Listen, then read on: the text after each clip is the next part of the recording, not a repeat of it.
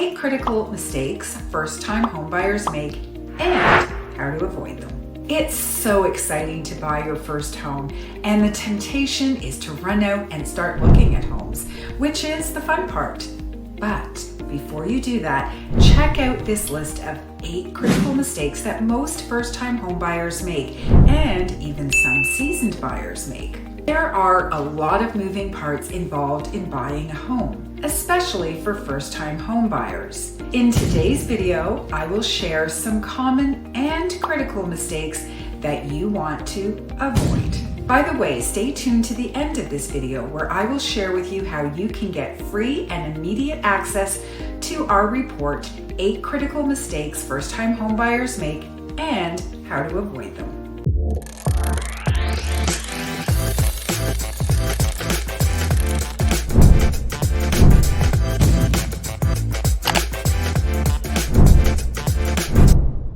Number 1, looking at homes without being pre-approved. Believe me, there is nothing worse than finding the home that you absolutely fall in love with and later learning that it is $50,000 out of your price range. By finding out what you can borrow from the bank up front will save you a lot of heartache down the road. Ensure that you get a mortgage pre-approval and not just a mortgage pre-qualification. There is a difference and it can cost you. Number 2, not having enough money in the bank. Buying a house is not an inexpensive endeavor. If you use all of your money in your bank account for the down payment and closing costs and have really nothing left over, the bank may deny your loan approval at the 11th hour. They cannot take the chance that you will buy the house and then not have any money to pay for the mortgage or for closing costs and land transfer tax at the time of purchase. Save up what you will need for the house and then save up even a little bit more before you start to shop. Number 3, calling the number on the sale signs. The agent whose sign is in the front yard represents the seller. Therefore, their primary goal is to sell that house and get the seller as much money as possible. They have a fiduciary legal responsibility to the seller, and it's difficult for them to also have the primary goal of getting you the best price. If you use that agent to write your offer, it's rarely in anyone's best interest. It costs you no money to hire your own realtor to represent you in the purchase of a house. Number 4, failing to understand the true cost of home ownership. Not only will you pay the mortgage and pay all of your utilities, pay for homeowners insurance and property taxes, but you will also have to fix things when they break. If you have always been a renter, your landlord takes care of this. Now, that responsibility falls on you. It's always a good idea to put some money aside for unexpected repairs when you buy a house. This way, if something breaks, you will have some money put aside and available in your emergency fund. By keeping money set aside specifically for home repairs, you won't be strapped for cash when anything needs to be fixed. Number 5, expecting to find a home that has 100% of all of the features you want. Generally speaking, if you find a home with 75% of the items on your wish list, you are doing well. For example, you may want a new home with a finished basement and a backyard with a hot tub for under $800,000 in a good area. But is that easy to come by? What if the home has all of those things except for the finished basement or the hot tub? You can always finish the basement later as well as add a hot tub later. The key is getting into a home that fundamentally meets your must-have requirements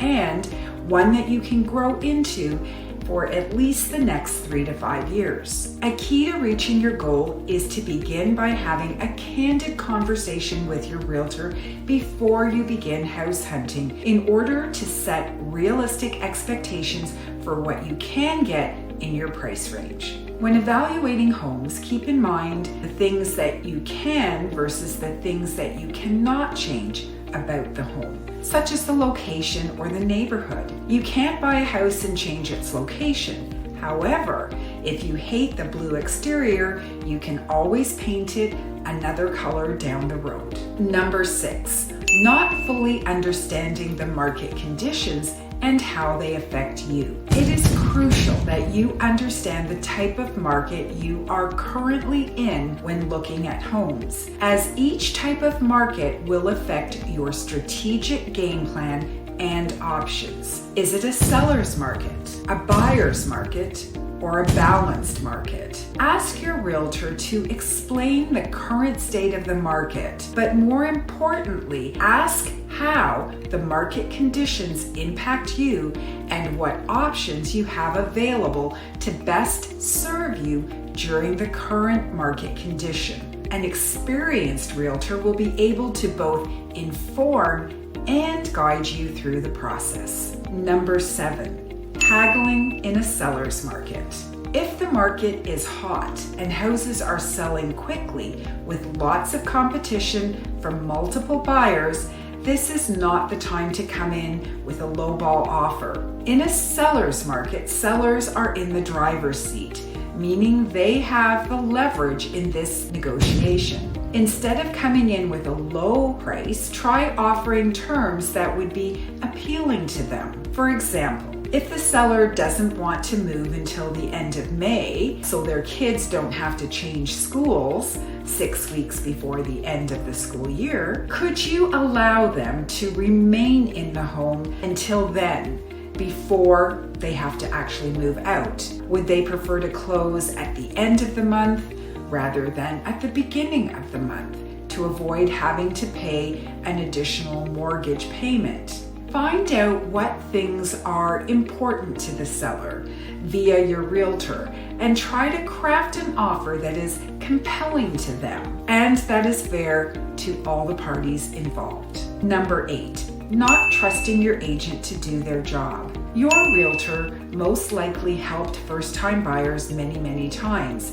They know what they're doing. This is why you've hired them, to guide you in this transaction. If you constantly second-guess their advice, call the seller or the seller's agent directly to ask questions, you are not helping yourself get the best deal or the best terms. When sellers know how eager you are to get their home, they are less likely to negotiate on price or terms. Assuming that you have hired a realtor who is experienced and that you trust, let them do the best they can to assist you and negotiate in your best interest. We love helping first-time buyers achieve the dream of home ownership. My name is Evelyn Lopes with the Evelyn Lopes Realty team and iPro Realty, serving Caledon and the surrounding communities. Have questions? You can call me direct at 905-965-5902, or you can scan the QR code to schedule a Calendly call. As promised, if you would like a copy of our free report, Critical Mistakes First-Time Homebuyers Make, you can call us for a copy, or you can visit the link in the comments below. Happy house hunting!